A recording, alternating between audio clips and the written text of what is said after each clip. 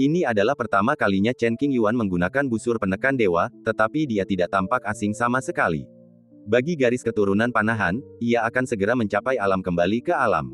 Selain itu, ia memiliki satu-satunya tubuh reinkarnasi di dunia, yang cukup untuk mengerahkan lebih dari setengah kekuatan busur penekan dewa, atau bahkan lebih kuat.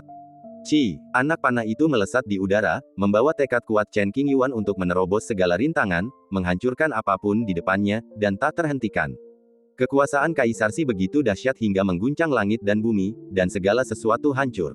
Ledakan. Binatang guntur dewa yang menerkam dari ketinggian langsung tertusuk panah, tubuhnya yang besar hancur berkeping-keping, dan jejak kehendak Dao Agung yang dibawanya juga hancur berkeping-keping. Selain itu, ada pula guntur-guntur yang bagaikan hujan lebat dan kilat yang dahsyat, semuanya musnah tak berbekas oleh anak panah itu.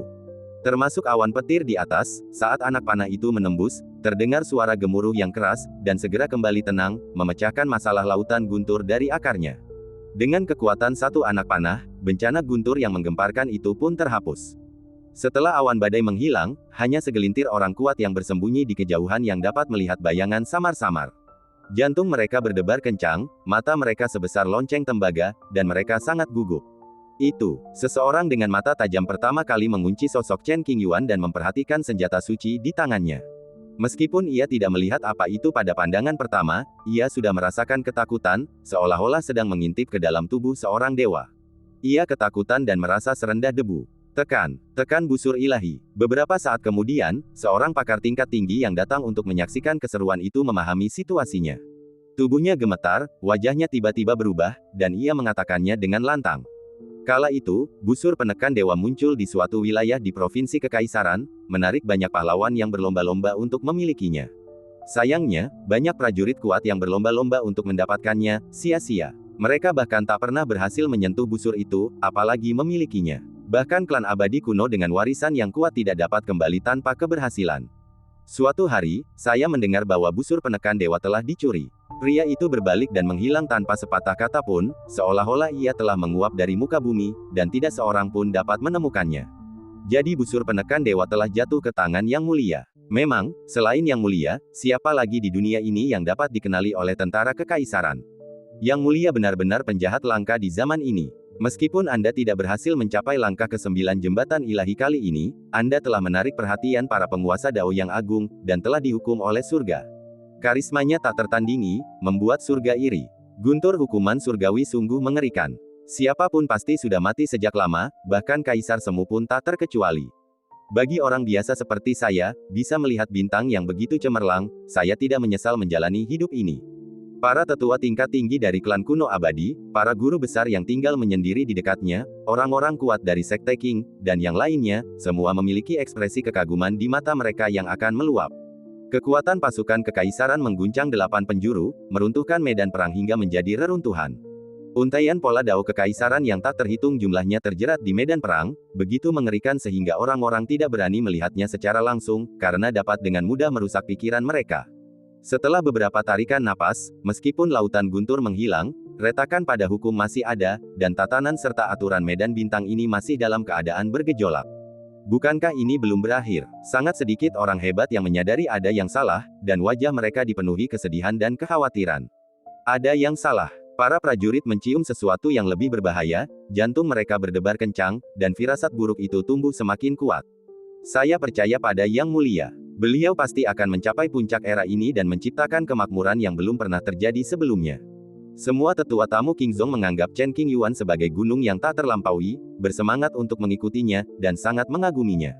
Di mata mereka, tidak ada yang tidak dapat dipecahkan oleh Chen Qingyuan.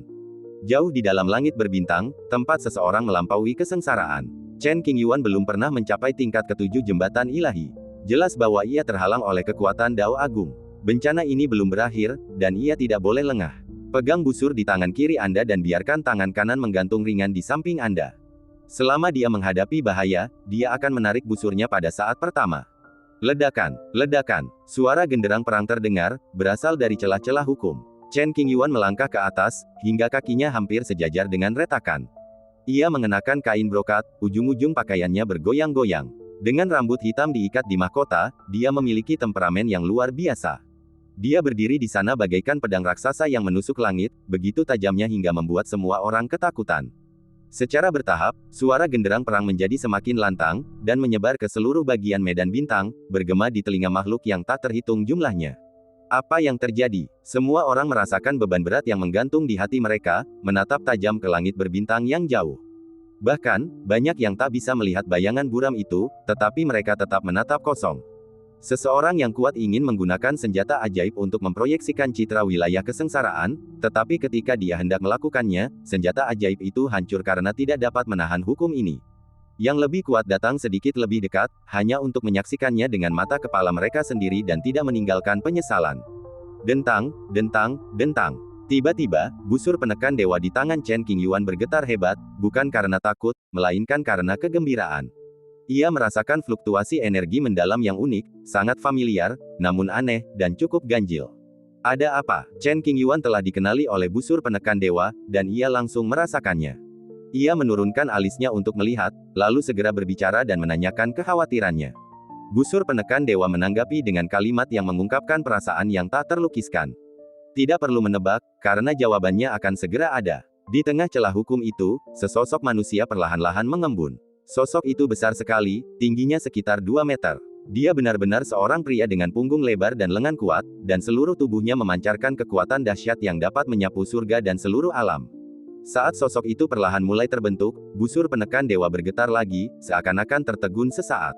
Gajah Suci Kaisar Kuno. Melalui pertunjukan busur penekan dewa dan pemahamannya tentang sejarah kuno, mata Chen Qingyuan terfokus dan dia mengungkap misteri. Kehendak asal mula Dao Agung, yang dipandu oleh pola Dao busur penekan dewa, menarik keluar para ahli kuno yang sesuai dari sungai waktu yang panjang. Hanya ada satu tujuan, yaitu menghalangi jalan Chen Qingyuan dan menghentikannya di sini. Dalam keadaan normal, kehendak Dao Agung tidak akan melakukan hal seperti itu. Sayangnya, penyimpangan Chen Qingyuan telah melampaui batas yang dapat ditanggung Dao Agung, dan ia bisa disebut sebagai penjahat terlarang, yang tidak dapat ditoleransi oleh langit dan bumi. Gemerincing, Kaisar Gajah Suci kuno, yang dibentuk oleh hukum Dao Agung, tampaknya berasal dari masa lalu. Tubuhnya nyata, wajahnya pucat, dan matanya tak bernyawa. Aura kultivasi yang dipancarkannya adalah aura puncak anak tangga ke-9 jembatan ilahi. Karena tingkat kultivasi Chen Qingyuan tidak terlalu tinggi, ini adalah bencana terkuat yang dapat ditimbulkan oleh hukum Tao. Merayu. Kemudian, Kaisar Gajah Suci kuno mengangkat tangan kanannya dan perlahan-lahan merapatkan jari-jarinya. Kemudian, ia menggenggam sebuah busur berharga. Busur yang berharga ini adalah busur penekan dewa. Tepatnya, itu adalah busur penekan dewa, yang ditarik oleh hukum waktu. Busur itu hanya ada di masa lalu dan sangat istimewa. Tempat di mana kesengsaraan dilalui telah menjalin hukum Dao Agung yang sangat rumit, menyegel Chen Qingyuan di dalamnya. Entah ia akan berhasil melewati kesengsaraan, atau ia akan mati. Tidak ada jalan keluar ketiga. Medan perang dipenuhi dengan hukum waktu yang mengandung kekuatan khusus. Penghalang tak kasat mata itu sepenuhnya memblokir wilayah ini. Para penggarap dari segala penjuru yang berada di kejauhan menatap sosok yang berjalan keluar dari celah hukum, mata mereka terbuka lebar seperti bola, pupil mata mereka membesar, dan mereka semua terkejut. Yang lain tidak mengetahui asal-usul sosok yang tiba-tiba muncul ini, tetapi para anggota tingkat tinggi dari klan kuno abadi mengetahuinya dengan sangat baik. Dia adalah Kaisar Gajah Suci. Para tetua dari klan kuno Tiansui, klan Kaisar Guiyan, klan kuno Yanying, dan klan lainnya mengenali identitas sosok yang terbentuk dari kondensasi hukum hampir bersamaan. Mereka tak percaya, wajah mereka memucat, bibir mereka gemetar, dan mereka begitu ketakutan hingga jiwa mereka meninggalkan tubuh mereka dan mereka berteriak dengan suara terbata-bata. Bagaimana ini bisa terjadi? Melihat situasi ini, tidak ada seorang pun yang bisa tetap tenang. Menembus anak tangga ke-7 jembatan ilahi dan mendatangkan hukuman surgawi yang dahsyat adalah hal yang wajar, tetapi bahkan jejak-jejak masa lalu Kaisar kuno pun terpatri dalam dirinya. Sungguh tak terbayangkan, kesengsaraan guntur hukuman surgawi pada tingkat pertama saja sudah cukup untuk menghancurkan banyak orang kuat di atas. Melihat bayangan Kaisar kuno yang perlahan melangkah keluar dari celah-celah hukum, meskipun ia hanya berada di puncak langkah ke-9 jembatan ilahi, ia telah memiliki sikap yang mengguncang dunia. Kaisar Gajah Suci kuno menatap Chen Qingyuan dari posisi tinggi dengan sikap meremehkan dunia, seolah-olah ia sedang melihat seekor semut yang dapat diinjak-injak sampai mati sesuka hatinya. Kaisar Gajah Suci kuno, yang terpatri hukum waktu, telah mencapai ujung jembatan ilahi, menindas semua orang kuat pada masanya dan hanya selangkah lagi untuk menjadi Kaisar Agung. Kekuatannya yang luar biasa terbukti dengan sendirinya. Orang-orang terkejut dan ketakutan. Chen Qingyuan, yang berada di area inti medan perang, awalnya terkejut ketika melihat bayangan Kaisar Gajah Suci kuno. Namun, ia segera kembali tenang dan kini memasang ekspresi acuh tak acuh, hatinya setenang air, tanpa riak sedikit pun. Tatapan Chen Qingyuan kosong bak jurang, menembus segala ilusi. Seluruh tubuhnya memancarkan aura keterpisahan yang luar biasa. Meskipun jelas berada di posisi yang lebih rendah di bidang horizontal, ia bagaikan dewa kuno. Momentumnya tak hanya tak tertahan, tetapi bahkan lebih kuat. Mencicit. Setelah muncul, Kaisar Gajah Suci kuno dengan lembut melemparkan busur penekan dewa di tangannya ke dalam kehampaan tepat di depannya. Dari kejauhan, tangan kanannya menggenggam ruang di depannya, menyalurkan kekuatan ke tali busur dan menariknya hingga terlepas. Tali itu bergerak sedikit, lalu segera membengkok saat Kaisar Gajah Suci kuno mengerahkan tenaga, menjadi meregang hingga ekstrim, bagaikan bulan purnama yang siap meledak. Panah kental itu tidak hanya mengandung seluruh kekuatan Kaisar kuno Gajah Suci, tetapi juga mengandung jejak kemauan dan kekuatan asal-usul Sang Pencipta Agung, dan memiliki kekuatan untuk menghancurkan dunia dan membalikkan alam semesta. Menghadapi niat membunuh, Chen Qingyuan tetap tenang, menghunus busur dan anak panahnya, dan bersiap untuk pertempuran langsung. Saat mereka berempat saling memandang, pertarungan akan segera dimulai. Medan perang dipenuhi atmosfer yang mengguncang jiwa dan menindas. Bahkan seorang kaisar pun akan kesulitan menanggungnya. Memanggil, suara anak panah yang membelah udara terdengar, dan Kaisar Gajah Suci kuno serta Chen Qingyuan secara bersamaan melepaskan tali busur di tangan mereka, membiarkan anak panah itu melesat keluar, menyemburkan kekuatan mengerikan yang tak tertandingi. Dua anak panah melesat melintasi langit berbintang, bagaikan dua galaksi yang menyerang dari arah berbeda, menembus dunia ini, lalu bertabrakan. Ledakan, medan perang tenggelam, dan miliaran hukum berubah menjadi cahaya misterius dengan niat membunuh tak terbatas, yang memercik ke segala arah dari titik tabrakan, mengaduk kekosongan menjadi potongan-potongan yang tak terhitung jumlahnya, tidak meninggalkan tempat yang utuh. Orang-orang di luar hanya merasakan cahaya menyilaukan muncul di depan mata mereka. Apapun cara yang mereka gunakan, mereka tidak dapat melihat pemandangan di dalam cahaya itu. Penglihatan mereka terhalang sementara, dan mereka tidak tahu apa yang terjadi di medan perang. Kedua anak panah itu bertabrakan, dan energi yang meletus menghancurkan segalanya di area tersebut. Ribuan bintang mati terdampak, hancur menjadi debu, dan kembali ke ketiadaan, seolah-olah mereka tidak pernah datang ke dunia ini. Dampaknya yang kuat memaksa Kaisar kuno Gajah Suci mundur setengah langkah, dan juga menyebabkan pakaian dan rambut panjang Chen Qingyuan berterbangan liar. Serangan itu gagal dan permainan berlangsung berimbang. Ini bukan kompetisi, tetapi pertarungan hidup dan mati. Kekuatan pemberontak yang muncul dari bentrokan itu menghancurkan setiap inci medan perang. Beruntungnya, ini adalah tempat kesengsaraan yang dibangun atas kehendak Dao Agung, jika tidak, kekuatan sisa-sisanya akan memengaruhi banyak area di bidang bintang ini, yang mengakibatkan konsekuensi yang sangat serius. Desir. Tanpa menunggu kekuatan amukan aturan itu berakhir, Chen Qingyuan dan Kaisar Suci kuno sekali lagi mengendalikan busur penekan dewa dengan niat yang sangat jelas untuk menekan lawan dengan kekuatan yang menggelegar, tidak mau menunda. Busur penekan dewa di tangan Chen Qingyuan sering berdengung pelan, dengan emosi yang campur aduk. Ia tak pernah membayangkan suatu hari nanti akan menjadi musuh tuannya.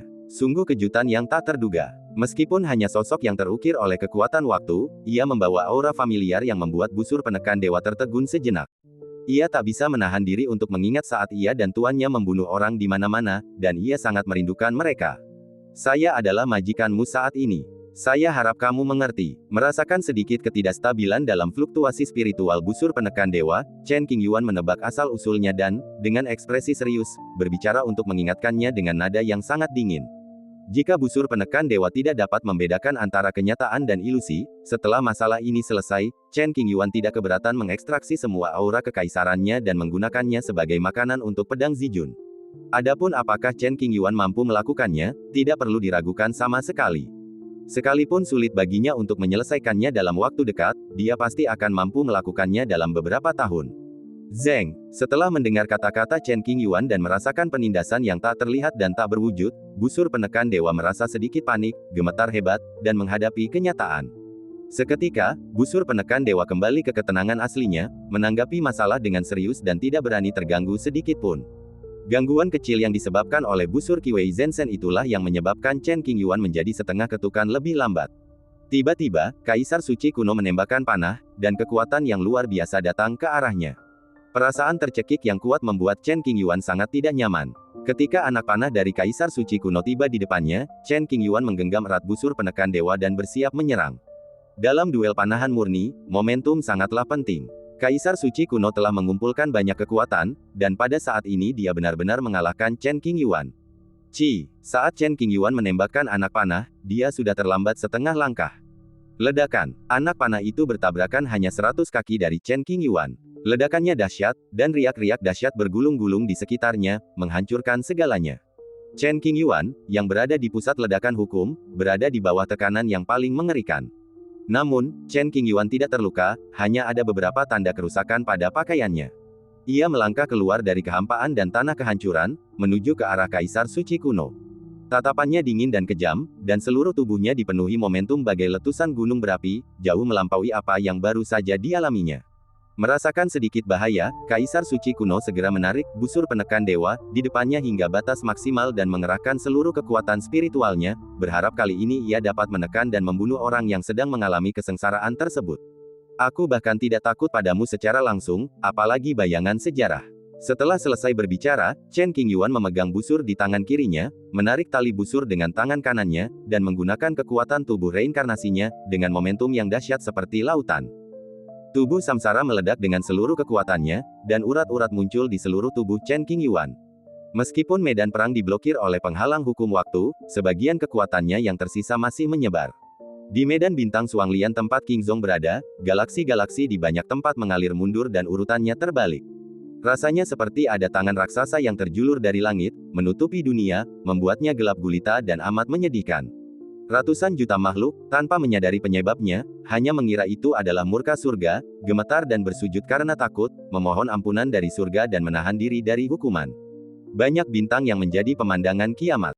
Jika aturannya dilanggar, bumi akan berguncang. Ribuan burung dan binatang buas ketakutan dan berlarian keluar dari gunung, diiringi suara derap kaki mereka menginjak tanah, tubuh mereka menghantam bunga, tanaman dan pohon, serta lolongan mereka yang ketakutan. Jauh di dalam langit berbintang, kesengsaraan belum berakhir. Hanya dalam sekejap, Chen Qingyuan menyadari sedikit makna sebenarnya dari pedang besar dari pertarungan sebelumnya, dan melangkah ke ranah kembali ke keadaan asli busur dan anak panah. Terlebih lagi, dengan kekuatan tubuhnya, ia mengerahkan seluruh kekuatannya tanpa ragu, membuat busur penekan ilahi, senjata kekaisaran, mustahil untuk melawan. Seolah-olah busur itu terikat oleh kekuatan yang mengerikan, dan sekuat apapun ia melawan, ia tetap tidak berguna. Tentu saja, setelah pengingat Chen Qingyuan tadi, busur penekan dewa tidak akan melawan. Tarik busurmu dan tembakan anak panah. Anak panah itu tajam, dan aliran cahaya tebal yang tak terhitung jumlahnya mengelilinginya, mengalir bersamanya, mengandung kekuatan tertinggi yang melampaui batas dunia.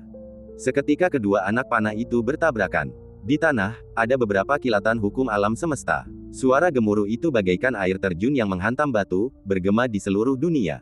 Ledakan. Tiba-tiba, anak panah yang ditembakkan Kaisar Gajah Suci kuno dengan seluruh kekuatannya hanya bertahan selama 2 tarikan napas sebelum kekuatannya menghilang dan pecah menjadi puluhan keping.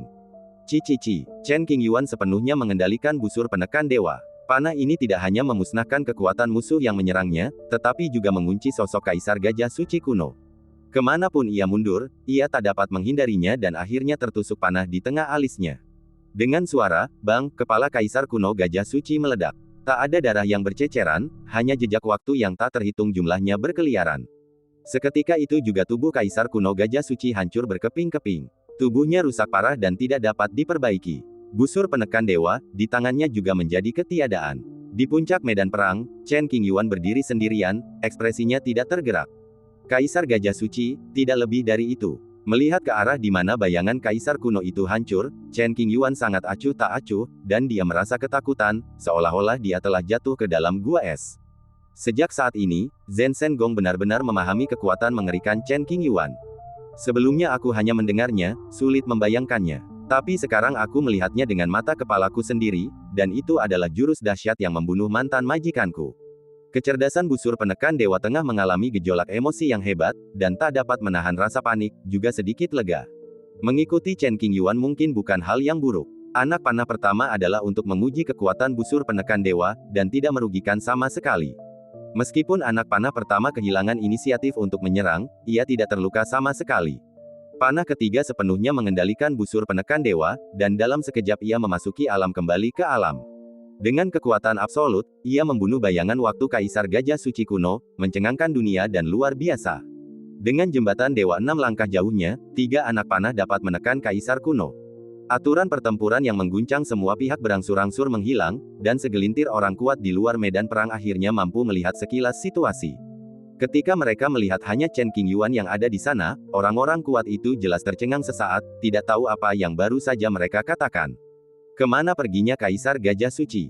Itu menghilang. Apakah terhapus oleh kehendak Dao Agung, atau mungkinkah pertempuran ini berakhir hanya dalam beberapa tarikan napas? Meskipun kekuatan suci yang mulia luar biasa, lawan Anda bukanlah orang biasa, dia adalah Kaisar Gajah Suci.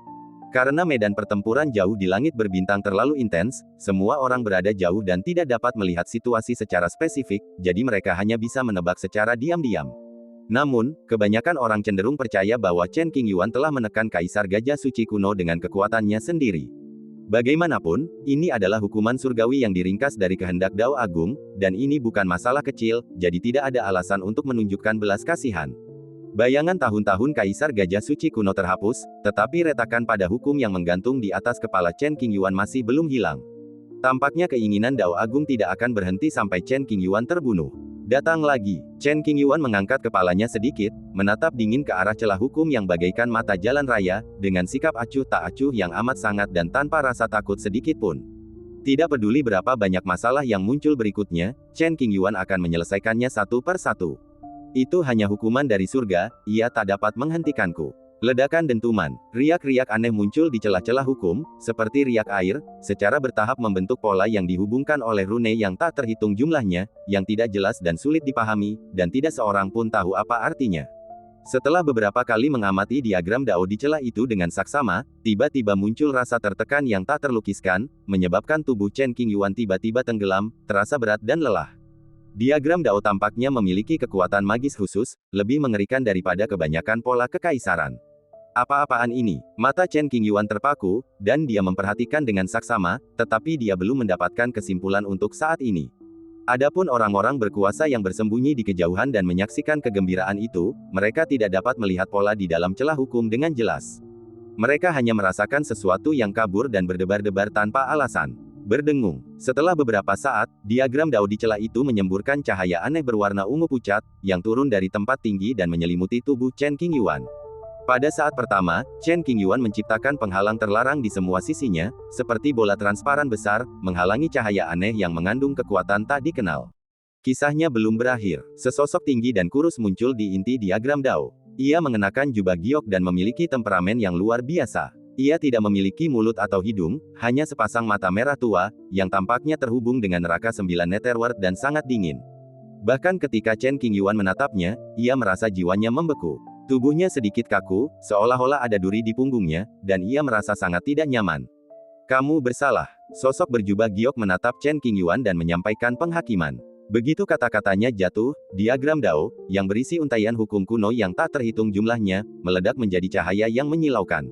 Kemudian, diagram Dao terpecah, berubah menjadi cahaya bintang yang tak terhitung jumlahnya yang bergabung menjadi satu, membentuk pedang keteraturan ilahi. Pedang suci, yang dibentuk oleh aturan tatanan, memancarkan aura suci dan tidak dapat diganggu-gugat. Dentang, sosok berjubah giok itu meraih pedang ketertiban yang melayang di depannya, lalu mengayunkannya pelan, mengarahkan ujung pedang itu ke arah Chen Qingyuan, dengan aura yang mengesankan dan kekuatan pedang yang bersiul. Merasakan tekanan dari sosok berjubah giok, hati Chen Qingyuan sedikit bergetar, dan dia merasa sedikit gugup, dan ekspresi serius di wajahnya menjadi lebih serius. Perwujudan kehendak Dao Agung. Dengan pengalaman dan penglihatan Chen Qingyuan, ia mampu menentukan asal-usul sosok berjubah giok itu. Tatapannya dingin dan ia tidak takut bahaya. Momentum sosok berjubah giok itu terus meningkat, membuat seluruh medan perang bergetar.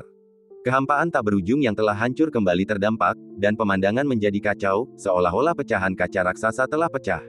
Chen Qingyuan memegang busur penekan dewa di tangannya, dan anak panah tajam yang tak terhitung jumlahnya tampak berkumpul di sekujur tubuhnya, mengandung kekuatan tak terbatas, ingin menembus alam semesta ini.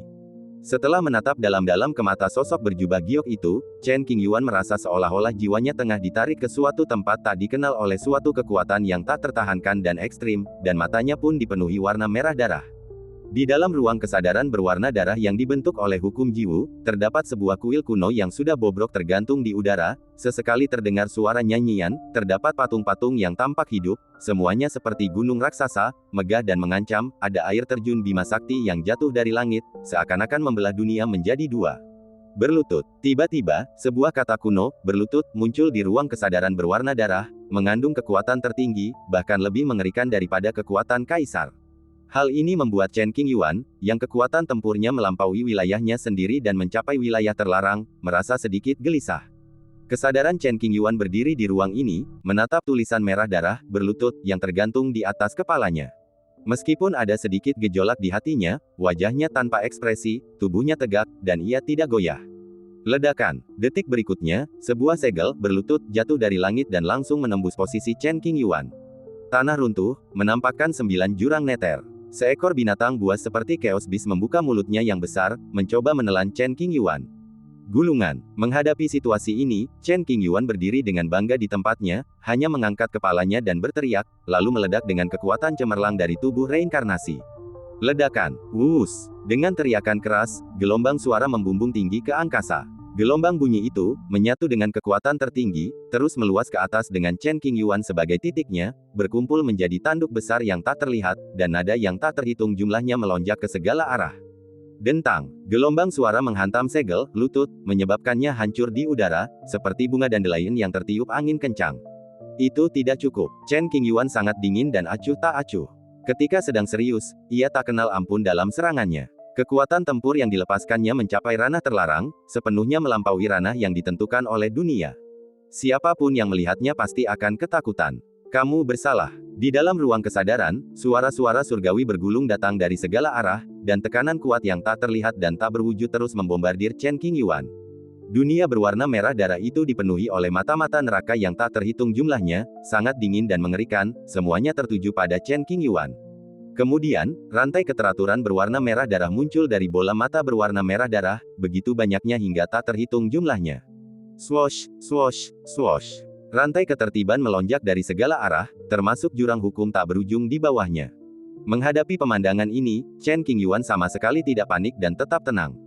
Berdengung. Tepat saat rantai keteraturan hendak melilitnya, cahaya putih pucat terpancar dari tubuh Chen Qingyuan, dan gambaran mata jahat samsara muncul di bawah kakinya. Mata samsara dipenuhi dengan banyak rune yang rumit. Jika Anda melihatnya lebih lama, Anda akan merasakan ilusi bahwa jiwa Anda akan dilahap. Energi hukum yang terkandung di dalamnya tak terkira. Ledakan. Bayangan itu muncul, dan cahaya misterius memercik kemana-mana. Bagaikan ular berbisa yang tak terhitung jumlahnya, rantai keteraturan tiba-tiba membeku di sekitar Chen Qingyuan, hanya beberapa langkah lagi untuk bersentuhan. Ruang membeku sesaat, lalu Chen Qingyuan melangkah maju. Kekuatan tubuhnya semakin kuat, dan rantai keteraturan serta mata neraka dalam radius 10.000 kaki hancur berkeping-keping. Tidak peduli seberapa kuatnya kekuatan penilaian Dawu, itu tetap tidak dapat menghentikan Chen Qingyuan untuk terus maju. Dalam hidup ini, ia akan mencapai puncak alam semesta dengan sikap yang tak terkalahkan, atau mati di jalan ini. Tak ada yang namanya hidup dalam keadaan biasa-biasa saja. Merusak. Mata jahat menghancurkan semua kepalsuan. Dunia kesadaran yang dijalin oleh hukum-hukum kuno bagaikan kaca yang pecah, dengan retakan-retakan tak beraturan yang tak terhitung jumlahnya muncul dan menyebar terus-menerus hingga kiamat dunia ini. Dengan suara, ledakan, yang keras, dunia kesadaran runtuh. Kembali ke dunia nyata, medan perang berubah menjadi reruntuhan, dengan tanda-tanda waktu yang khas di mana-mana. Chen Qingyuan dan sosok berjubah giok saling menatap dari kejauhan. Pria berjubah giok itu tinggi, dengan sepasang mata yang memancarkan keagungan tak terhingga di wajahnya. Ia berdiri di atas, memegang pedang ketertiban di tangannya. Chen Qingyuan memegang busur penekan dewa di tangan kirinya, punggungnya agung, dan ia tampak seperti makhluk kuat di dunia yang tak terjangkau. Rasa hormat di hatinya tak terhingga dan tak terlukiskan. Dalam beberapa tarikan napas terakhir, Chen Qingyuan dan pria berjubah giok yang dikendalikan oleh kehendak Dai bertarung secara diam-diam, tanpa diketahui dunia. Ada sedikit keraguan di wajahnya, bertanya-tanya mengapa medan perang begitu sunyi. Zeng. Pada saat ini, sosok berjubah giok itu menghunus pedangnya. Pedang suci itu, yang diresapi kekuatan aturan, bersinar redup, diresapi energi tak terbatas. Satu ayunan pedang dapat mengguncang alam semesta, menghancurkan semua hukum, dan ribuan pola terlarang berhamburan seperti air, mereduksi semua yang dilewatinya menjadi ketiadaan. Aturan pedang pamungkas, penuh dengan niat membunuh, menyerbu ke arah Chen Qingyuan. Pedang Zijun yang tersembunyi di tubuhnya tak kuasa menahan gemetar. Ia dikejutkan oleh kekuatan pedang ketertiban. Zeng sangat ketakutan. Setelah pertempuran dengan bayangan waktu Kaisar Gajah Suci kuno, kecocokan Chen Qingyuan dengan busur penekan dewa mencapai tingkat yang sangat tinggi. Ia menarik busur dengan tangan kanannya dan menembakkan anak panah. Meskipun anak panah itu, yang penuh dengan energi spiritual, menembus kehampaan sejauh bermil-mil, namun tidak mampu memadamkan cahaya pedang yang menekannya. Kedua belah pihak terhenti selama beberapa tarikan napas. Karena kekuatan pedang itu mengandung kekuatan kehendak agung, ia mulai menggerogoti anak panah yang dapat menembus medan bintang. Kemudian, kekuatannya sangat berkurang dan ia tak dapat bertahan lagi. Chen Qingyuan tetap tenang. Kesulitan yang dihadapinya tidak cukup membuatnya panik. Semuanya terkendali. Anak panah itu ditembakkan untuk menguji kekuatan lelaki berjubah giok dan dahsyatnya pedang aturan. Hukuman ilahi tingkat ini tidak dapat menghakimiku. Dengan raungan heroik, ia bergegas menuju ujung alam semesta. Ini merupakan provokasi bagi semua orang, tetapi juga merupakan pelampiasan emosi yang telah lama terpendam. Saya ingin mencapai puncak, dan tidak seorang pun dapat menghentikan saya. Chen Qingyuan sekali lagi menarik busur God Suppressing Bow hingga batas maksimalnya, namun kali ini dia tidak menggunakan energi spiritual sebagai anak panahnya, melainkan darahnya sendiri yang berharga. Setetes darah yang memancarkan cahaya keemasan mengalir dari jari telunjuk tangan kanannya dan mengotori tali busur. Kemudian ia menembakkan anak panah yang sangat istimewa, yang mengandung energi jauh melebihi anak panah biasa. Memanggil. Tepat saat anak panah pertama ditebas oleh pedang ketertiban, Chen Qingyuan segera menembakkan anak panah yang terbuat dari darah berharga miliknya. Ledakan. Kekuatan panah ini memengaruhi setiap inci medan perang, dan bahkan aturan waktu di dunia ini menjadi sedikit tidak stabil. Medan perang khusus ini berguncang beberapa kali dan hampir runtuh. Adapun kekuatan suci pedang yang diayunkan lelaki berjubah giok itu, langsung tertusuk oleh anak panah berwarna merah darah yang tak terhentikan dan sangat menghancurkan. Suara mendesing. Memanfaatkan kesempatan ini, Chen Qingyuan beralih dari bertahan ke menyerang dan membunuh pria berjubah giok. Sosoknya melayang dan langsung mencapai titik tertinggi medan perang. Chen Qingyuan menghadap pria berjubah giok, hanya berjarak 10 kaki. Panah berwarna merah darah tadi menyebabkan sedikit masalah bagi lelaki berjubah giok, memaksanya mengayunkan pedangnya untuk membela diri. Memanfaatkan kesempatan ini, Chen Qingyuan terus bergerak mendekat. Pada jarak sedekat itu, dia tidak menarik busurnya dan menembakkan anak panah, tetapi malah menggunakan busur penekan dewa sebagai pedang dan mengayunkannya ke samping. Mengedarkan energi tubuh Tao tanpa meninggalkan jejak apapun. Ledakan. Ia mengendalikan busur penekan dewa dan mengayunkannya ke arah sosok berjubah giok. Dengan raungan, dunia runtuh, aturan-aturan kacau, dan pola-pola Dao berbagai warna meledak, bagaikan bintang-bintang yang tak terhitung jumlahnya bermekaran dengan cahaya terang, membanjiri medan perang. Pria berjubah giok itu segera mengangkat pedangnya untuk menangkis, dan busur penekan dewa dan pedang ketertiban pun bertabrakan. Energi dahsyat yang dihasilkan dari tabrakan tersebut membentuk bola, yang mengembang dengan cepat, lalu meledak. Terdengar ledakan yang keras, setara dengan ledakan puluhan bintang, mengguncang langit dan dunia. Seolah-olah ledakan itu akan menghancurkan tatanan wilayah ini dan membangun dunia baru, menciptakan langit dan bumi dengan kekuatan ilahi yang tak terbatas. Tidak seorang pun yang dapat membayangkan bahwa fluktuasi energi yang begitu mengerikan disebabkan oleh makhluk yang berada di langkah ke-6 alam jembatan ilahi. Sekalipun seorang kaisar semu tetap berada di medan perang, dia hanya bisa berlutut dan tidak berdaya untuk melawan. Di antara mereka terdapat para master top ternama seperti Dewa Pedang Changgeng. Mereka memang sangat kuat dan mampu mengalahkan para junjungan mereka, tetapi dibandingkan dengan Chen Qingyuan, mereka tampak biasa-biasa saja dan biasa saja. Meskipun Chen Qingyuan mengerahkan seluruh kekuatan tubuh Tao-nya, sulit untuk menekan pria berjubah giok itu hanya dengan satu pukulan. Ia hanya membuat pakaiannya sedikit berantakan dan aura yang dipancarkannya menjadi sedikit tidak teratur. Ia tidak lagi kesepian dan sombong seperti sebelumnya. Ia diseret paksa ke dunia manusia oleh Chen Qingyuan, dan kehilangan hasrat transendentalnya. Menendang, sosok berjubah giok itu terhuyung mundur beberapa langkah akibat benturan, tetapi setelah menstabilkan diri, ia menerjang maju dengan pedangnya. Ia adalah perwujudan kehendak Dao Agung, tanpa emosi apapun, hanya menjalankan misinya. Langkah ketujuh jembatan ilahi, yang merupakan malapetaka yang dapat mendatangkan hukuman surgawi, sudah merupakan batas niat Dao Agung.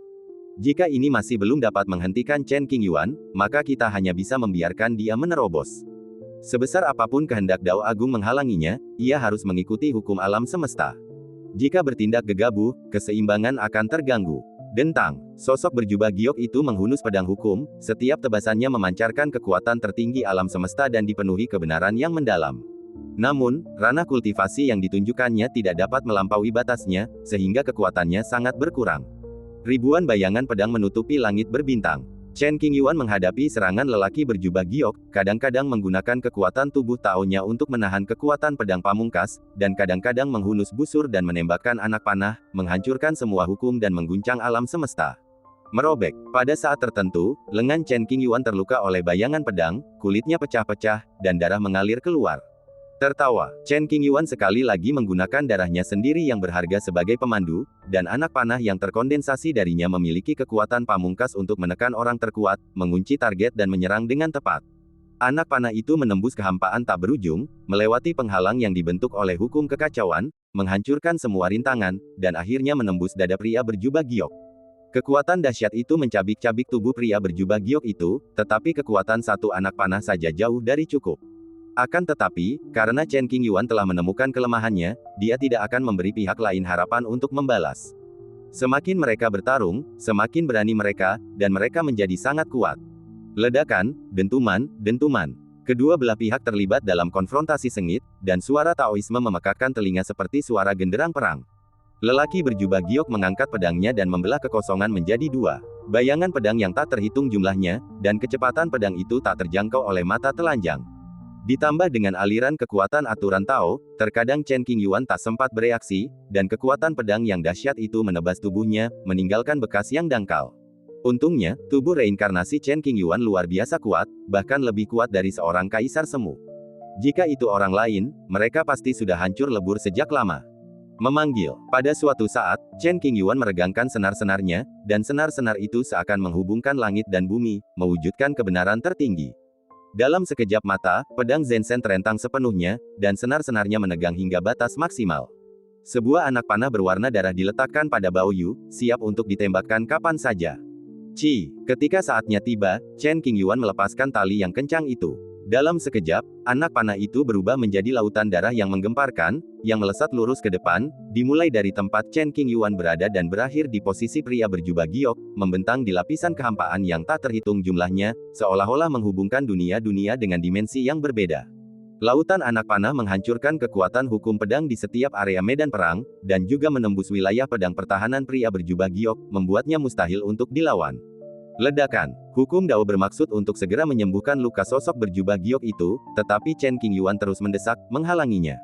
Terutama pada saat ini, Chen Qingyuan menghindar di depan sosok berjubah giok dan, dengan satu pikiran, memerintahkan ki penekan ilahi yang menggantung, menyebabkannya melepaskan kekuatan Dao yang tak terhitung jumlahnya dan melepaskan hujan panah.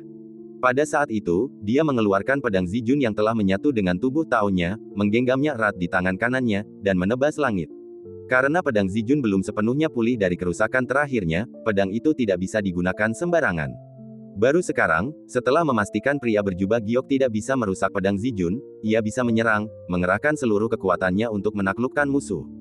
Desir, pedang Zhensen dan pedang Zijun secara bersamaan meletus dengan kekuatan seorang kaisar, langsung menghancurkan medan perang hingga berkeping-keping. Para penonton memandang medan perang dari jauh, seakan-akan melihat awal mula kekacauan, menatap dengan mata terbelalak, sangat terkejut. Setelah kerusuhan mereda, sosok Chen Qingyuan akhirnya dapat terlihat. Di sebelah kirinya, jimat itu berdiri tegak, memancarkan cahaya redup dari waktu ke waktu. Di sebelah kanannya, pedang Zijun tergantung, bilahnya cukup tajam untuk memotong apapun. Adapun lelaki berjubah giok, dia telah hancur menjadi bubuk dan menghilang tanpa jejak.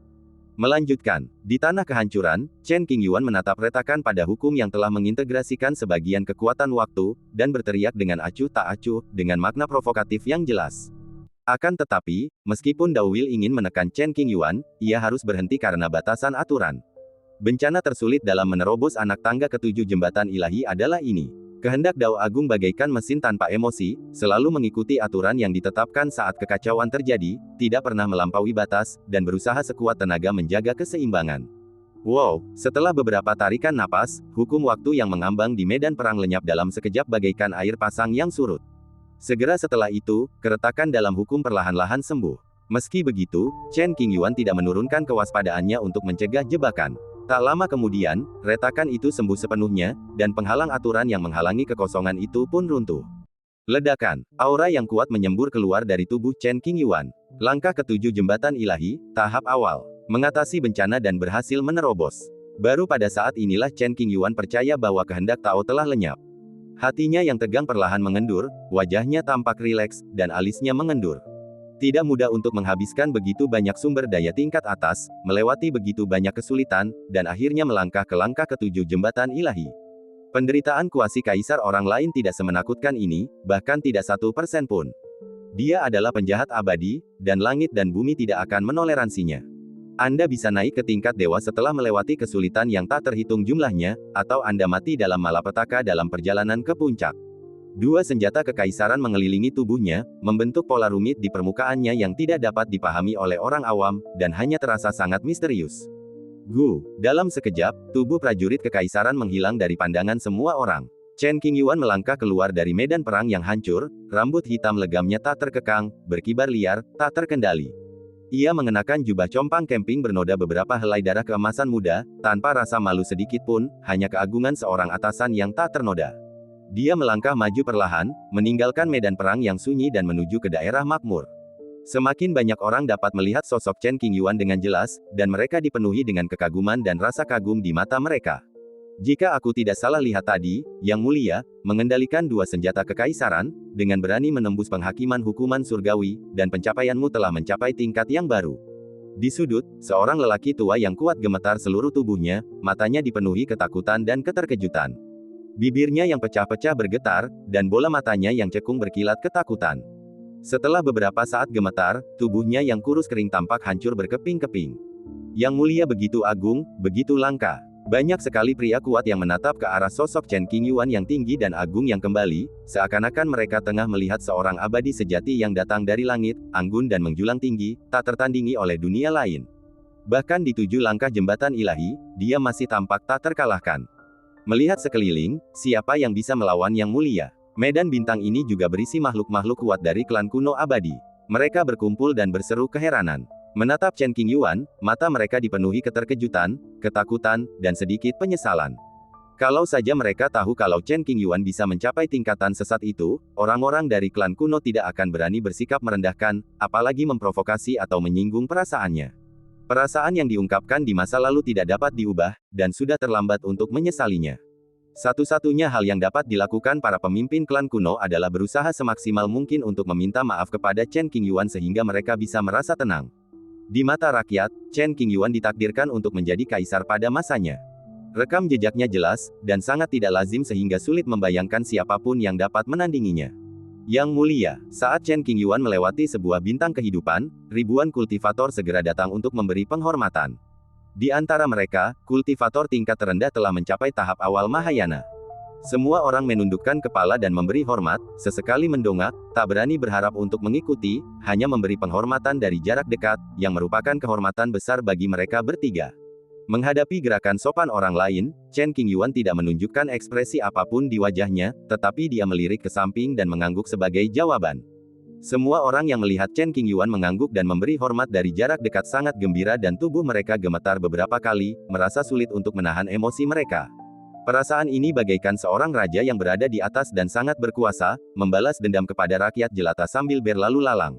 Bagaimana mungkin semua orang bisa tetap tenang? Beruntung mereka tidak kehilangan kendali atas emosi mereka saat itu juga. Gemerincing. Setelah berjalan beberapa lusin langkah, mereka melewati bintang lainnya. Ketika situasi seperti itu terjadi, banyak orang kuat muncul satu demi satu, menundukkan postur mereka serendah-rendahnya, dan berteriak, "Yang Mulia," dengan penuh hormat. Karena orang tersebut ramah, Chen Qingyuan tentu saja tidak bersikap angkuh dan terus mengangguk sebagai jawaban untuk menunjukkan rasa hormat. Beberapa orang percaya yang paling setia dan fanatik, melihat Chen Qingyuan mengangguk sebagai jawaban, merasakan darah mereka mendidih karena kegembiraan. Mereka kemudian berlutut di udara, menyembah dengan khusyuk. Panggilan. Angin sepoi-sepoi bertiup melewati sini, dan Chen Qingyuan berjalan mengikuti angin dan menghilang di langit berbintang yang luas dalam sekejap mata, membuatnya mustahil untuk menangkap sosoknya. Chen Qingyuan menyembunyikan dirinya, tidak ingin menjadi pusat perhatian dunia sepanjang waktu. Kabar tentang kesengsaraan dan hukuman surgawinya pasti akan segera menyebar ke seluruh alam semesta. Reputasi Chen Qingyuan pasti akan meroket, menjadi dewa di hati banyak makhluk, begitu kuatnya sehingga bahkan seseorang dapat mengabdikan seluruh hidupnya untuk membunuhnya tanpa bisa melihat punggungnya. Kita jelas hidup di alam semesta yang sama, tetapi tampaknya kita berada di dua dunia yang berbeda, seperti dua garis sejajar yang tidak akan pernah berpotongan, tidak peduli seberapa panjangnya. Di era ini, tak seorang pun dapat menandingi Yang Mulia. Tahta Kaisar Agung hanya miliknya. Miliaran makhluk hidup berpikir demikian, dan menanti datangnya era kemakmuran tertinggi milik Chen Qingyuan sesegera mungkin. Ini adalah era kekacauan yang belum pernah terjadi sebelumnya. Mungkin tersembunyi di suatu sudut adalah para penjahat kuno sekuat Yang Mulia. Selama Yang Mulia belum naik tahta, Yang Mulia tidak boleh bersantai. Di dunia yang penuh pertikaian hebat, kesalahan sekecil apapun dapat berdampak besar. Meskipun beberapa bos berpengalaman percaya pada kemampuan bertarung Chen Qingyuan yang luar biasa, mereka masih merasa bahwa akan ada variabel yang tidak diketahui dan mereka tidak boleh menarik kesimpulan terlalu dini. Aku benci ini. Kenapa aku keluar dari Sekte Qing? Kenapa? Dahulu kala, Sekte Qing mengalami bencana besar, dan banyak tetua serta murid meninggalkan sekte tersebut untuk menyelamatkan diri. Kemudian, Sekte Qing mengatasi kesulitan-kesulitan tersebut dan secara bertahap mencapai posisi dominannya saat ini. Mereka yang meninggalkan sekte dipenuhi penyesalan, sering kali memukul dada dan menghentakkan kaki, wajah mereka dipenuhi kebencian. Konon, Sekte Qing akan menerima murid baru dalam 10 hari, meskipun jumlah tempat terbatas. Namun, ini adalah kesempatan besar bagi kita untuk mengubah nasib, dan kita tidak boleh melewatkannya.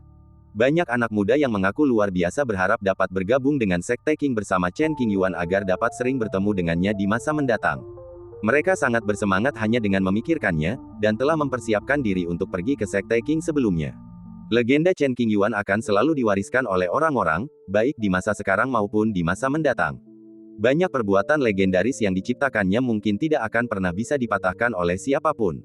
Di wilayah Qingzhong yang makmur, pertempuran hukuman surgawi menjadi lebih meriah. Belakangan ini, para tokoh berpengaruh yang jarang terlihat sering muncul di gerbang Qingzhong.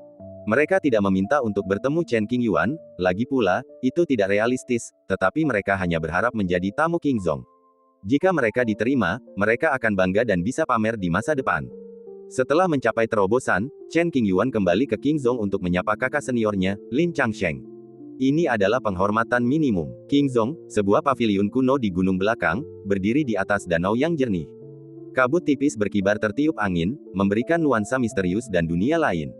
Di paviliun, Chen Qingyuan dan Lin Changsheng duduk berhadapan, dengan teh harum terbaik di atas meja. Beberapa gumpalan uap panas bercampur aroma teh yang kaya mengepul dari cangkir, meleleh menjadi kabut, lalu menghilang. Bencana ini sulit dan berbahaya, tetapi untungnya Anda memiliki kemampuan luar biasa yang membantu menyelesaikannya. Jika itu orang lain, saya tidak tahu berapa kali mereka akan mati. Lin Changsheng baru saja menyaksikan pemandangan kesengsaraan itu. Meskipun ia tidak dapat melihat banyak detail dengan jelas, ia tetap tahu betapa sulitnya kesengsaraan ini. Ia khawatir dan berkeringat dingin. Maaf telah membuatmu khawatir, saudaraku. Chen Qingyuan dapat merasakan perhatian tulus dari Lin Changsheng, hatinya pun menghangat dan dia tersenyum tipis. Jalan yang kau lalui ini tidak biasa. Aku tidak bisa banyak membantumu. Ada sedikit nada menyalahkan diri sendiri dalam kata-kata Lin Changhe. Bagaimana kau bisa berkata begitu, saudaraku? Chen Qingyuan berpura-pura serius dan tidak suka mendengar ini. Baiklah, aku tidak akan memberitahumu. Lin Changhe mengganti topik pembicaraan, raut wajahnya menjadi serius. Ia merenung sejenak, banyak hal terjadi selama kau menyendiri. Biar ku ceritakan lebih detail. Selanjutnya, Lin Changhe menceritakan kepada Chen Qingyuan semua peristiwa besar yang terjadi dalam beberapa tahun terakhir. Yang terpenting adalah perubahan aturan alam pencerahan. Sebuah jalan pencerahan kuno yang terjerat hukum tabu telah muncul. Jalan ini dimulai dari surga ke-9, melintasi batas ruang, langsung menuju negara kekaisaran, dan mengarah ke jembatan ilahi. Selain itu, semua biksu jembatan ilahi dapat dengan bebas masuk dan keluar dari berbagai batas jalan verifikasi tanpa terhalang penanda batas. Tentu saja, jika biksu yang lebih lemah berkeliaran secara acak, mereka akan mudah kehilangan nyawa. Ada hal seperti itu. Mendengar ini, Chen Qingyuan terkejut. Ia sungguh tidak menyangka hal ini. Ekspresinya berubah drastis dan matanya sedikit berkedip. Setelah mendengar kata-kata mengejutkan itu, ia pun merenung. Rasanya aku harus segera menuju jalan verifikasi, untuk mencegah apapun yang berada di luar kendaliku. Jika aku tidak hati-hati, aturan alam semesta bisa berubah lagi, dan kesempatan untuk memverifikasi identitasku bisa saja menyimpang dari jalur aslinya dan dicuri paksa oleh seseorang. Jika kesempatan untuk membuktikan dirinya dalam kehidupan ini benar-benar hilang, Chen Qingyuan pasti akan menjadi gila dan mengubah situasi dengan segala cara. Yang bisa kulakukan hanyalah melindungi Qingzhong untukmu, jadi kau tak perlu khawatir tentang apapun. Saat kau mencapai puncak, aku akan bangga padamu. Lin Changhe menaruh harapan besar pada Chen Qingyuan. Setelah diamati lebih dekat, terlihat beberapa helai rambut putih di pelipis Lin Changhe, dan sedikit kelelahan di antara alisnya. Bakatnya sebenarnya cukup tinggi, tetapi urusan sekte telah menghambat kultivasinya. Meskipun ia terseret ke bawah oleh berbagai jabatan, Lin Changhe masih cukup kuat, dan kultivasinya telah mencapai puncak langkah kelima jembatan ilahi. Sebenarnya, Lin Chang tidak perlu terlalu menekan dirinya sendiri. Demi perkembangan jangka panjang Qingzhong, ia tidak bisa memperlakukan banyak hal sebagai manajer lepas tangan.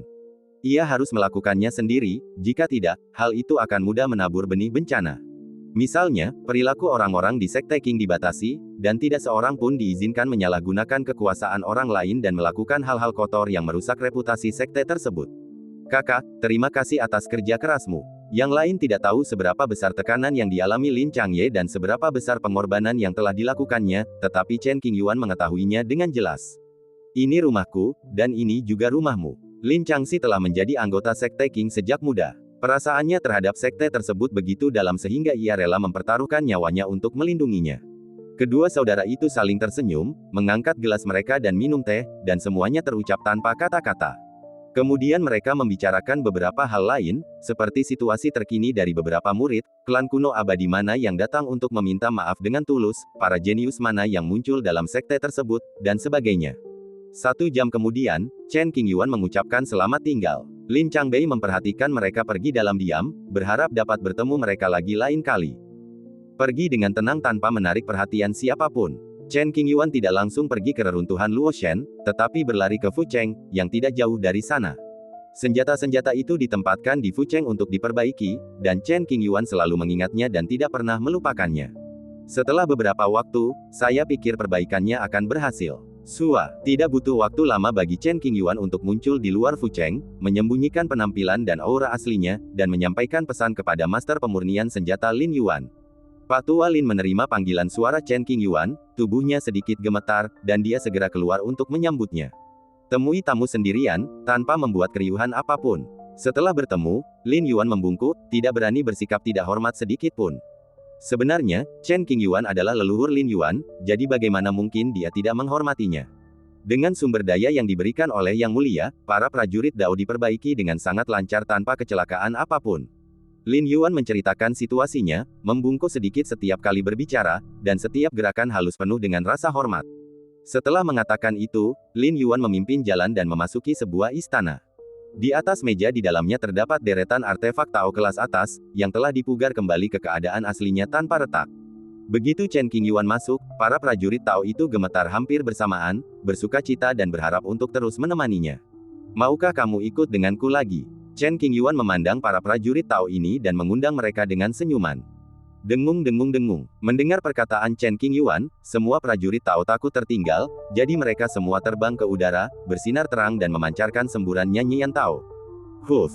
Chen Qingyuan melambaikan tangannya dan mengambil semua prajurit Tao ke dalam sakunya. Semakin tinggi langkahmu, semakin sulit pula masalah yang kau hadapi. Sekalipun para prajurit Tao ini tak lagi berguna nantinya, mereka tetaplah teman-temanmu yang telah mendampingimu dalam suka dan duka, dan tak boleh ditinggalkan. Kakak Lin, terima kasih. Setelah menyingkirkan para prajurit Tao, Chen Qingyuan mengucapkan terima kasih, meninggalkan beberapa kendi anggur berkualitas, dan bersiap untuk pergi. Yang Mulia, kata-kata Anda terlalu baik. Lin Yuan tersanjung dan tunduk. Dalam sekejap, Chen Qingyuan berubah menjadi seberkas cahaya putih dan menghilang, meninggalkan sisa gambar. Meskipun keterampilan pemurnian senjata Lin Yuan dianggap tak tertandingi, tombak perak itu rusak parah, dan Dao Yunnya telah sepenuhnya menghilang, sehingga mustahil untuk memulihkannya. Oleh karena itu, Chen Qingyuan tidak perlu melepaskan pecahan tombak perak itu dan menunggu untuk melihat apakah ia dapat menemukan kesempatan yang tepat untuk memperbaikinya di masa mendatang. Desir. Menyeberangi lautan bintang dan menjelajah berbagai alam. Beberapa hari kemudian, Chen Qingyuan muncul di suatu tempat di Luoshengsu. Tadinya saya mau lanjut di jalan, tapi di tengah jalan saya mengalami sedikit insiden, jadi saya berhenti di sini untuk menyaksikan keseruannya. Di sebuah kota kuno di dekatnya, sebuah upacara khusus sedang diadakan. Tak terhitung biksu di kota itu berlutut di tanah, memuja seorang lelaki tua di atas panggung batu giok. Mata mereka berapi-api dan saleh, bagaikan orang percaya yang telah dicuci otaknya, tak tertolong lagi. Alasan mengapa Chen Qingyuan datang ke kota kuno ini adalah karena ia mencium aroma yang familiar. Mengapa Baiyatu ada di sini? Menyembunyikan aura aslinya, Chen Qingyuan menyelinap ke kota tanpa menyentuh batasan apapun dan tidak diperhatikan oleh orang lain. Gadis kecil yang dibicarakannya adalah murid langsung Lin Changsheng, Bai Yunan. Berbicara tentang identitas lainnya, dapat dikatakan bahwa semua orang di dunia mengenalnya. Sebagai mitra pertama King Zhong Huaben, ia menulis banyak cerita pendek terkenal. Ia dan Chen Yiyi adalah saudara perempuan yang luar biasa dengan minat yang sama. Chen Qingyuan mengikuti aroma yang dikenalnya dan menemukan orang yang dituju. Di suatu tempat terpencil, Bai Yunan, mengenakan jubah brokat ketat berwarna putih muda, menatap ke arah pusat kota, mengamati fenomena aneh dari para biksu yang tak terhitung jumlahnya berlutut di tanah untuk melakukan pemujaan, sambil memegang sebuah prasasti batu foto di tangannya untuk merekamnya. Bai Yunan tidak bertindak sendirian. Ada seorang gadis muda berdiri di sampingnya. Ia memiliki wajah yang cantik dan gaun panjang berwarna hijau muda yang dengan sempurna menonjolkan lekuk tubuhnya yang anggun. "Kakak Bai, ayo berangkat." Gadis berbaju hijau itu mendekat ke Bai Yunan, tanpa ketakutan dan berbicara dengan suara rendah. Gadis berbaju hijau itu bernama Qin Xiaoyan. Ia bertemu Qi Yunan beberapa tahun yang lalu. Karena kepribadian mereka yang mirip, mereka menjadi teman dekat dan sering bermain bersama. Sebagai murid langsung guru King Zong, Qin Yunan tidak akan sebodoh itu berteman dengan orang lain. Ia diam-diam menyelidiki Qin Xiaoyan dan menemukan bahwa ia berasal dari keluarga biasa dan perkenalan mereka memang tidak disengaja. Tidak ada jejak konspirasi. Kemudian, setelah menghabiskan beberapa waktu bersama, hubungan antara Qi Yunan dan Qin Xiaoyan berangsur-angsur semakin dalam, dan mereka sering berkumpul. Kali ini, mereka mendengar tentang perubahan yang tidak biasa di jalan, jadi mereka punya tujuan dan bergegas ke sini. Belum lama ini, mereka menemukan tempat yang aneh di kota ini dan memutuskan untuk tinggal dan mengamatinya sebentar untuk melihat apa yang terjadi. "Jangan takut, aku di sini, tidak akan terjadi apa-apa." Qi Yunan bersumpah dengan sungguh-sungguh. Baiklah, meskipun Qin Xiaoyan masih sangat takut, dia tidak berkata apa-apa lagi. Tidak jauh dari sana, Chen Qingyuan menatap sosok Qi Yunan dengan ekspresi kusam, dan dia belum muncul. Kemudian, ia mengalihkan pandangannya ke area inti kota kuno, dan akhirnya memusatkan pandangannya pada seorang lelaki tua berpakaian hitam yang tengah melakukan ritual di atas panggung tinggi. Setelah beberapa kali melirik, Chen Qingyuan secara kasar memahami situasinya dan bergumam pada dirinya sendiri, menggunakan metode jahat untuk memasuki Tao tidak layak berada di atas panggung. Lelaki tua berpakaian hitam itu berkulit gelap dan keriput, bungkuk, bermata cekung, serta energi dan darahnya layu. Lelaki tua itu berdiri di atas panggung batu giok yang diukir dengan banyak pola Tao jahat yang memancarkan aura dingin. Ia mengambil langkah-langkah khusus dan membentuk serangkaian segel tangan yang menyedihkan dengan tangannya. Lelaki tua yang hampir meninggal ini telah mencapai puncak tahap jembatan ilahi. Ia tidak terlalu berbakat, tetapi merupakan berkah dari surga bahwa ia dapat mencapai tingkat ini. Ia tidak mau berhenti di situ. Mungkin dia hanya beruntung, karena beberapa tahun lalu menemukan reruntuhan dan sebuah buku berisi teknik rahasia kuno. Selama dia berlatih sesuai buku itu, kemungkinan besar dia akan mencapai terobosan. Apakah metode rahasia ini baik atau jahat, itu sama sekali tidak penting. Sekarang setelah kita mengalaminya, kita tidak bisa hanya berdiam diri dan tidak melakukan apapun. Ada banyak teknik terlarang yang mengandalkan nyawa orang lain sebagai sumber makanan, dan bahkan banyak tokoh terkemuka dalam sejarah telah mempraktikkannya. Jika Chen Qingyuan diminta untuk secara khusus melenyapkan para kultivator jahat ini, ia tahu bahwa ia bukanlah orang suci dan itu mustahil. Namun, jika Anda menghadapi masalah, Anda harus menyelesaikannya dengan mudah. Tidak peduli apapun, Chen Tua juga telah mempraktikkan ajaran Buddha Mahayana, dan memiliki hati yang penuh kasih sayang, jadi dia tidak bisa bersikap kejam. Berikan semua yang kamu miliki, dan kamu akan kaya di kehidupan selanjutnya. Di peron tinggi, lelaki tua berbaju hitam itu sudah siap. Ia melihat sekeliling dan berteriak keras. Gelombang suara menembus telinganya bagai benang tipis. Gemerincing. Dalam sekejap, mereka yang berlutut di sekitar semuanya bersujud dengan tatapan fanatik. Mereka telah sepenuhnya dirusak oleh sihir jahat dan kehilangan kesadaran. Bahkan ada lebih dari selusin orang kuat yang baru saja memasuki jembatan ilahi di antara kerumunan. Karena hati Tao mereka tidak stabil, mereka dimanfaatkan dan menjadi ikan di talenan, dibiarkan dibantai oleh lelaki tua berpakaian hitam itu. "Dua anak kecil, kalian sudah mengawasi dari tadi, keluarlah dan lihat aku." Orang tua berpakaian hitam itu memperlakukan kota kuno ini sebagai tempat latihannya sendiri dan memperhatikan Qi Yunan dan Qin Xiaoyan pagi-pagi sekali, tetapi dia masih merapal mantra dan membuat pengaturan dan tidak repot-repot memperhatikan mereka. Sekarang tata letaknya sudah selesai, Anda hanya perlu menyiapkan beberapa batu roh sehingga Anda dapat menyerap esensi, darah, dan vitalitas orang lain untuk menerobos.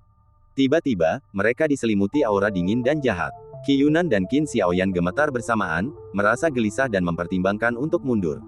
Berjalan. Awalnya, Qi Yunan mengira ia membawa harta karun spiritual dengan aura tersembunyi yang tak mudah ditemukan. Namun, ia mengira pihak lain sudah mengetahuinya dan mengulurkan tangan untuk meraih Qin Xiaoyan di sampingnya, ingin pergi. Namun, mungkin sudah terlambat untuk mundur sekarang. Tutup rapat. Orang tua berpakaian hitam itu melambaikan tangannya dan menghalangi area tempat Qi Yunan berada, bersiap untuk mengukir pola-pola jahat di tubuh mereka dan memurnikan serta melahap mereka bersama dengan yang lainnya. Apakah itu hanya imajinasiku? Begitu sudut itu disegel, rasa takut yang belum pernah terjadi sebelumnya muncul jauh di lubuk hati lelaki tua berpakaian hitam itu. Meskipun hanya sesaat, rasa takut itu terasa sangat nyata dan membuatnya sangat gelisah. Kakak Bai, apa yang harus kita lakukan? Qin Xiaoyan tampak panik dan tidak tahu harus berbuat apa. Tidak apa-apa, aku punya banyak kartu di lengan bajuku dan bisa lolos begitu saja. Bai Yunan mengikuti Chen Yiyi dan mendapatkan lebih banyak batu roh daripada yang bisa dibayangkan kebanyakan orang, serta berbagai kartu truf penyelamat. Jika bukan karena latar belakang keluarganya yang kaya, bagaimana mungkin ia berani masuk jauh ke dalam sarang harimau? Tolong jangan tinggalkan aku sendirian di sini. Meskipun Qin Xiaoyan telah mencapai taraf kultivasi melewati kesengsaraan, dia tidak ada bedanya dengan seekor semut di pinggir jalan saat menghadapi kultivator jahat di tangga jembatan ilahi, dan tidak berdaya untuk melawan. Omong kosong, Bai Yunan siap menggunakan trik terkuatnya, mencoba mencari kesempatan bagus untuk melarikan diri, berhasil dalam sekali jalan, dan menghindari masalah lebih lanjut. Di saat yang menegangkan itu, sebuah suara hikmat dan familiar terdengar dari belakang, mengejutkan tubuh Bai Yunan yang rapuh dan membuatnya gemetar hebat. Ekspresi tak percaya muncul di wajahnya. Bai, apa yang kau lakukan di sini? Mungkinkah itu ilusi yang diciptakan oleh kultivator jahat ini? Pikiran pertama yang terlintas di benak Bai Yunan bukanlah untuk menoleh ke belakang, tetapi untuk bertanya, dan dia pun tak dapat menahan diri untuk tidak berkeringat dingin. Siapa kamu? Qin Xiaoyan mendengar suara itu dan segera berbalik, melihat Chen Qingyuan perlahan mendekat dari kegelapan. Karena wujud aslinya tersembunyi, orang lain tentu saja tidak dapat mengenalinya. Dengan tatapan curiga di matanya, ia bertanya. Chen Qingyuan melirik wanita aneh itu dan tidak menjawab. Dadada. Setelah beberapa langkah, Chen Qingyuan berjalan di belakang Bai Yunan, hanya berjarak 10 kaki. Pada saat ini, Bai Yunan tidak lagi linglung dan menoleh ke belakang. Sekilas aku tidak mengenalinya. Saya memandangnya lebih lama sedetik dan merasakan suasana yang familiar. Bai Yunan sudah menduganya dan bertanya dengan ragu, Guru. Paman Guru. Ya, Chen Qingyuan menjawab dengan agak dingin. Paman Master, itu benar-benar kamu. Mendengar respon dari orang di belakangnya, ditambah dengan temperamennya yang unik dan luar biasa, Bai Yunan dapat yakin akan identitas orang tersebut, dan itu bukanlah sebuah proyeksi ilusi. Sungguh membahagiakan bila bertemu sahabat lama di negeri asing, apalagi bertemu guru muda yang amat dikagumi. Bai Yunan begitu gembira hingga dia bahkan tidak waspada terhadap kultivator jahat yang hendak menyerangnya. Guru, saya sangat senang melihat Anda di sini. Menghadapi para tetua, Bai Yunan mengesampingkan ketenangan dan kedewasaannya, lalu membungkuk dan tersenyum bagaikan seorang gadis muda yang baru saja memulai. Kamu belum menjawab pertanyaanku, kenapa kamu ada di sini? Chen Qingyuan serius dan mengintimidasi tanpa marah. Kumpulkan bahan dan temukan inspirasi. Bai Yunan menjawab dengan malu. Petik 2. Mendengar ini, Chen Qingyuan langsung teringat cerita pendek tentang dirinya. Matanya sedikit menyipit, dan perasaan tertekan tiba-tiba menjalar ke arah Bai Yunan, membuatnya menggigil dan menciut. Bai Yunan mungkin teringat sesuatu, lalu tersenyum canggung, ingin mengatakan sesuatu tapi menahan diri, Guru, kita harus selalu lebih toleran terhadap generasi muda. Chen Qingyuan mendengus dingin, tetapi tidak menyalahkannya. Qin Xiaoyan, yang berdiri di dekatnya, menyaksikan pemandangan itu, bibirnya sedikit terbuka karena takjub, tak yakin dengan apa yang sedang terjadi. Pada saat yang sama, ia melirik lelaki tua berpakaian hitam yang bertengger di panggung tinggi kota kuno itu. Bahaya yang ia rasakan semakin kuat, dan ia menjadi ketakutan, wajahnya pucat karena cemas, tak yakin harus berbuat apa. Dekrit, Chen Qingyuan jelas berdiri di samping Bai Yunan, tetapi lelaki tua berpakaian hitam itu sama sekali tidak melihatnya. Meskipun tubuhnya secara naluriah memberitahu bahwa ada bahaya yang tidak diketahui, ia selalu percaya bahwa ia dapat mengendalikan situasi dan mengulurkan telapak tangannya ke udara. Telapak tangan raksasa itu menekan, tetapi Bai Yunan tidak menunjukkan rasa takut, seolah-olah tidak terjadi apa-apa. Dengan adanya tuan muda di sini, bahkan jika Raja Jahat dan Raja Iblis datang dengan semua pejabat tinggi mereka, apalagi seorang kultivator jahat, mereka tidak perlu khawatir. Mereka bahkan harus berlutut dan mengakui kesalahan mereka, memohon pengampunan, agar masih ada harapan untuk bertahan hidup. Sudah berakhir. Qin Xiaoyan mendongak menatap tangan raksasa yang jatuh, wajahnya pucat pasi karena ketakutan. Dengan tingkat kultivasinya di tahap penyeberangan kesengsaraan, ia sama sekali tidak bisa melawan dan hanya bisa berdiri di sana menunggu kematian. Dentang, tepat saat telapak tangan raksasa itu hendak jatuh, ia menghantam sesuatu yang luar biasa keras dan tak tergoyahkan. Sesaat kemudian, kekuatan telapak tangan itu terperangkap di udara, lenyap tak berbekas. Bagaimana ini bisa terjadi? Mungkinkah ini semacam benda penyelamat? Senyum pada lelaki tua berpakaian hitam itu membeku, tubuhnya bergetar sedikit, dan matanya tertuju pada posisi Bai Yunan, mencoba menemukan beberapa petunjuk. Qin Xiaoyan, yang mengira dirinya akan celaka, merasakan secercah harapan untuk bertahan hidup. Ia mengalihkan pandangannya ke Bai Yunan, yakin bahwa adiknya, Bai, pasti telah menggunakan semacam kartu truf yang luar biasa untuk menangkis serangan dari kultivator jahat itu. Paman Guru, senang sekali Anda ada di sini. Wajah Bai Yunan penuh kekaguman. Cek, Chen Qingyuan menatapnya dengan jijik dan mengeluarkan suara menghina. Sekalipun Paman Guru Muda tidak menyukainya, itu tidak masalah. Bai Yunan percaya bahwa Paman Guru Muda mencintainya, dan itu bukan acara kecil seperti ini, di mana Paman Guru Muda akan datang sendiri. Tuan, saya menemukan beberapa pot anggur berkualitas di reruntuhan kuno beberapa hari yang lalu. Izinkan saya memberikannya kepada Anda. Sambil berbicara, Bai Yunan mengeluarkan 4 kendi berisi anggur berkualitas dari cincin angkasa, lalu menawarkannya dengan sopan dan senyuman yang menyanjung. Kamu cukup pengertian. Demi sebotol anggur berkualitas ini, Chen Qingyuan memutuskan untuk bersikap lebih ramah kepada Bai Yunan. Kuncinya bukanlah anggurnya, melainkan pikirannya. Asalkan Paman Guru tidak keberatan. Melihat raut wajah Chen Qingyuan yang lembut, Bai Yunan merasa lega. Ia diam-diam menyeka keringat dingin di dahinya, takut dimarahi Chen Qingyuan. Gemerincing, Chen Qingyuan melangkah maju perlahan, tidak lagi bersembunyi, dan sosoknya pun terungkap. Seseorang tiba-tiba muncul dari sudut, mengejutkan lelaki tua berpakaian hitam yang berdiri di panggung tinggi hingga jantungnya berdebar kencang. Orang ini seolah muncul begitu saja, sungguh tak terduga. Rasa panik yang tak terlukiskan tiba-tiba melonjak di hatinya, dan ia merasa sangat tercekik. Siapa kamu? Orang tua berpakaian hitam itu tidak berani menyerang secara langsung, tetapi bertanya dengan suara keras. Chen Qingyuan terlalu malas untuk menjawab pertanyaan seorang pria yang sedang sekarat. Melihat Chen Qingyuan mendekat, lelaki tua berpakaian hitam itu merasa semakin gelisah.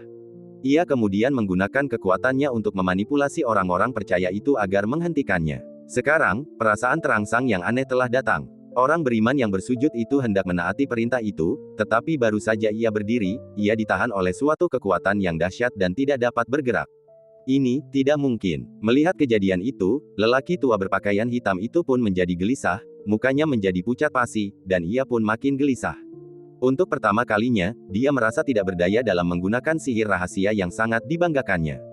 Merusak. Orang tua berpakaian hitam itu melambaikan lengan bajunya dan mengeluarkan jutaan batu roh bermutu tinggi, bermaksud untuk mengaktifkan formasi rahasia dan menerobos ke langkah ketujuh jembatan ilahi dalam satu gerakan. Sedangkan terhadap campur tangan luar, dia tidak takut sama sekali. Begitu susunan sihir rahasia itu diaktifkan, ia akan menekan orang yang ada di dalamnya dan bahkan menjadi makanan untuk menerobos kemacetan. Hal yang lebih aneh lagi terjadi. Pola susunan yang memancarkan cahaya merah darah pucat hancur berkeping-keping saat Chen Qingyuan melangkah maju. Mimpi lelaki tua berpakaian hitam untuk mencapai terobosan hancur saat ini.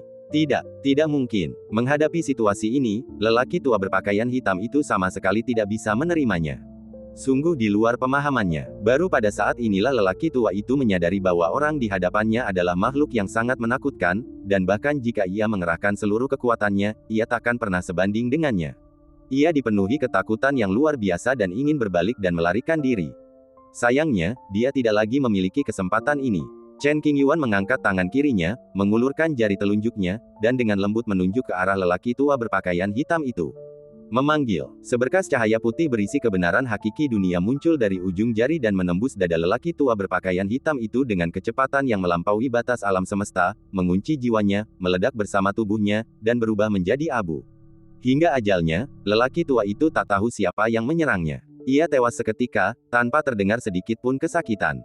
Kemudian, Chen Qingyuan mengibaskan lengan bajunya pelan, mengangkat sihir jahat yang menyelimuti kota kuno itu, membuat roh-roh yang telah kehilangan akal sehatnya perlahan pulih, mata mereka berangsur-angsur menjadi lebih jernih, dan mereka mengingat banyak hal. Gadis, hindari tempat-tempat berbahaya dan lakukan hal-hal sesuai kemampuanmu. Meninggalkan beberapa patah kata, Chen Qingyuan melesat pergi terbawa angin, dan punggungnya terukir dalam di jiwa beberapa orang, dan itu tidak akan pernah terhapus. Aku tahu. Bai Yunan menatap Chen Qingyuan saat dia pergi dan menjawab dengan keras. Mengetahui bahwa tidak disarankan untuk tinggal di sana terlalu lama, Bai Yunan segera menarik saudara-saudara perempuannya pergi. Kedua gadis itu berhenti hanya ketika mereka mencapai tempat yang aman dan terpencil. Sepanjang jalan, Qin Xiaoyan terus bertanya siapa Paman Master Bai Yunan itu. Paman Master, ini bagaikan dewa yang turun ke dunia fana, membunuh seorang kultivator jahat yang kuat hanya dengan satu jari. Pernyataan yang meremehkan, namun sungguh mengerikan. Setelah jeda sejenak, Bai Yunan perlahan mendekat, dia adalah paman junior saya, dan dunia dengan hormat memanggilnya, Yang Mulia. Setelah sekian lama bersama, Qin Xiaoyan mengetahui bahwa Bai Yunan berasal dari Sekte Qing. Ia terkejut dan iri untuk waktu yang lama.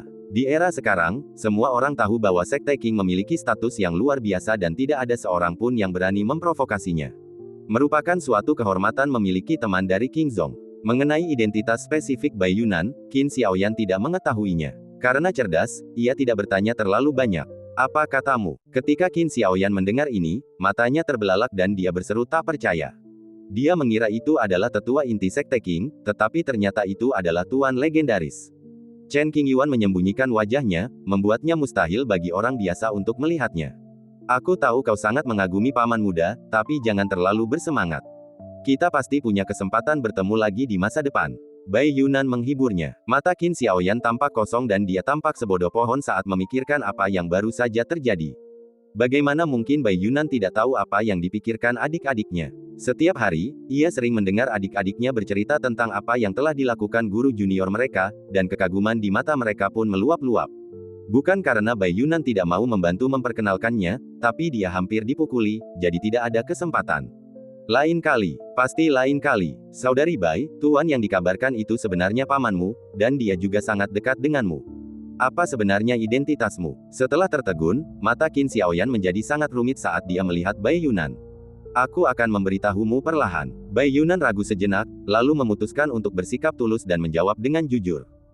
Pada saat yang sama, Chen Qingyuan telah meninggalkan kota kuno, melewati gerbang Tao, dan melangkah ke jalan menuju pencerahan. Ketika saya kembali ke sini, saya langsung melihat adanya fluktuasi yang tidak biasa dalam hukum.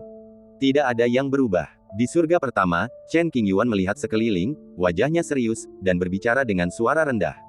Karena tidak ingin membuang-buang waktu di ujung jalan, dia segera berjalan menuju lapangan bintang tempat teras Tongtian awalnya berada. Tidak ada teras Tongtian dan tidak ada lagi penanda batas di sana. Hanya ada pusaran hukum, dan tidak perlu melalui ujian seperti sebelumnya, dan Anda dapat langsung mencapai surga kedua. Melihat sekeliling, orang sering dapat melihat orang melangkah ke pusaran hukum, berharap untuk mendapatkan peluang terbaik untuk mengubah takdir mereka sendiri dan terbang ke langit.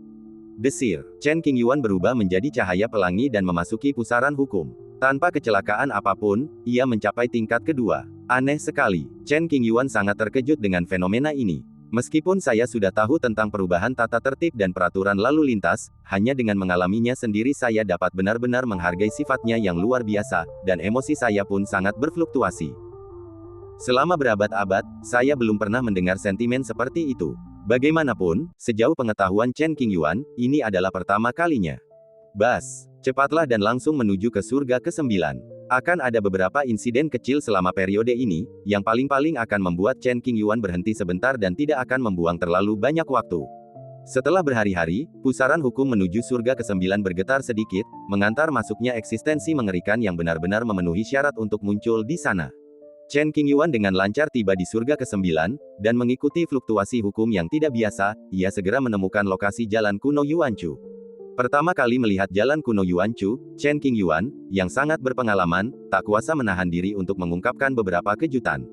Tak ada kata yang mampu menggambarkan kemegahan jalan kuno ini. Setiap sudut jalan kuno itu terjerat tabu-tabu yang sangat rumit dan mengandung energi yang sangat mengerikan. Makhluk hidup apapun yang menyentuhnya akan mati. Selain itu, ada patok batas yang menjaga Tong Tiantai. Saya tidak tahu apa fungsinya di area ini. Mungkin untuk menstabilkan aturan jalan kuno ini. Banyak orang berkumpul di dekat jalan kuno dinasti Yuan awal, bukan untuk apapun selain memperluas wawasan mereka. Melihat pemandangan ini dari jauh, dampaknya pada hati saya sungguh kuat. Bahkan jika itu adalah Chen Qingyuan, dia akan berada dalam keadaan kacau dan tidak dapat tenang untuk sementara waktu. Mungkin mereka bisa mengetahui beberapa rahasia. Setelah sekian lama, Chen Qingyuan kembali tenang dan merasakan beberapa fluktuasi napas yang familiar dari ruang ini. Ekspresinya sedikit berubah, dan ia segera melangkah maju, siap mencari seseorang. 1 jam kemudian, di daerah tidak jauh dari jalan kuno Yuanchu. Di atas lautan kabut, terdapat lingkaran sihir kecil yang mengisolasi ruang independen. Ia tak ingin ditemukan orang lain dan ingin tetap tenang. Ada dua orang yang duduk di dalam formasi itu. Yang satunya adalah Si Tulin, mengenakan jubah hitam dengan temperamen yang tidak memihak. Salah satunya adalah Nangongge, seorang pemuda tampan, lembut bagaikan batu giok. Saat Chen Qingyuan mendekat, keduanya merasakannya, saling memandang, dan tidak ada kata-kata yang dibutuhkan. Sebuah pintu besar muncul dalam lingkaran sihir yang awalnya tertutup rapat dan perlahan terbuka. Kedatangan Chen Qingyuan lah yang membuka semua pintu hukum. Tanpa ragu sedikit pun, Chen Qingyuan melangkah memasuki pintu hukum. Begitu saya masuk, saya melihat Si Tulin dan Nangongge duduk berhadapan dan minum teh. Ada kursi kosong lain, dan secangkir teh harum yang mengepul diletakkan di atas meja. Setelah duduk, mereka bertiga saling memandang beberapa kali, dengan sudut mulut sedikit terangkat. Mereka semua adalah kenalan lama, jadi tidak perlu basa-basi lagi. Dari penampilanmu, kekuatanmu telah meningkat lagi.